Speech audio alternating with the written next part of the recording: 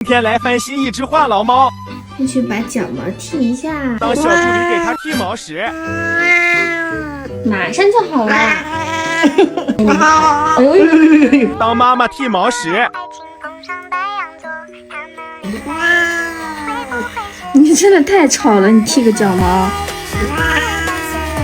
你洗澡都没这么吵。好了，看一下我们4个脚脚剃干净啦。